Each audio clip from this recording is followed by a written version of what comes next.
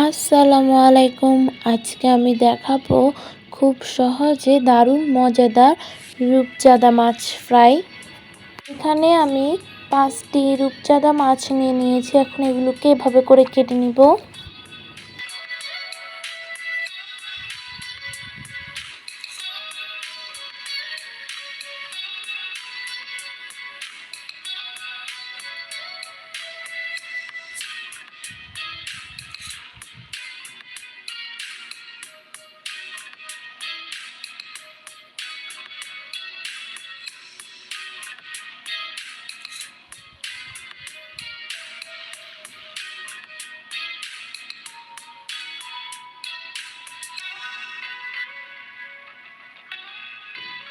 আমরা এখন মাছটিকে ভালোভাবে কেটে পরিষ্কার করে নিয়েছি। এখন মাছটির মাঝখানে এভাবে করে কেটে নিব যেন মশলাগুলো ভালোভাবে ঢুকতে পারে।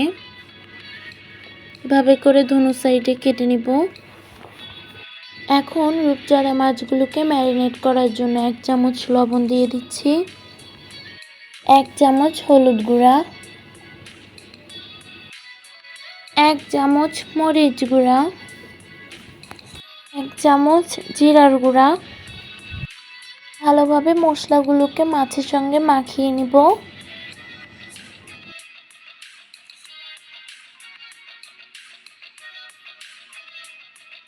মশলাগুলো এখন মেখে নেওয়া হয়ে গিয়েছে। 15 মিনিট এগুলো ম্যারিনেট হওয়ার জন্য রেখে দিব।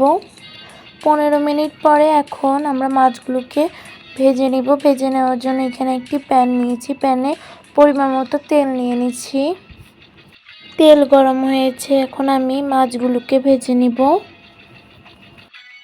আমাদের দেওয়া ভিডিওগুলো ভালো লেগে থাকলে আমাদের ইউটিউব চ্যানেলটি সাবস্ক্রাইব করে দিবেন এবং ফেসবুক পেজটি ফলো করে দিবেন, সাথে লাইক, কমেন্ট এবং শেয়ারও করবেন। এখন আমি মাছটির উপরে এভাবে করে তেল দিয়ে দিচ্ছি। মাছটিকে এখন উল্টিয়ে দিব।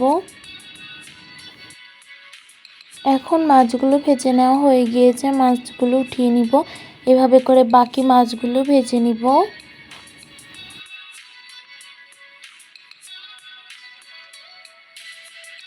এখন এখানে সবগুলো মাছ ভেজে নেওয়া হয়ে গিয়েছে।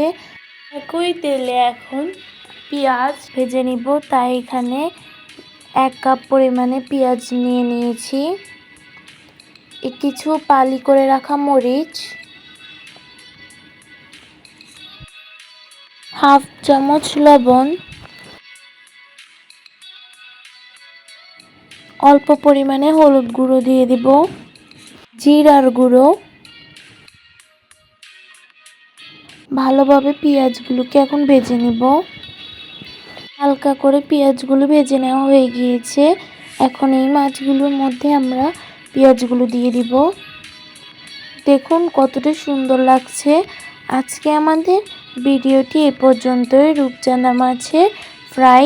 এই রূপচাঁদা মাছের ফ্রাইটি খেতে দারুণ হয়েছিল। আমার দেওয়া ভিডিওগুলো ভালো লেগে থাকলে আমাদের ইউটিউব চ্যানেলটি সাবস্ক্রাইব করে দিবেন এবং ফেসবুক পেজটি ফলো করে আমাদের পাশে থাকবেন। আসসালামু আলাইকুম।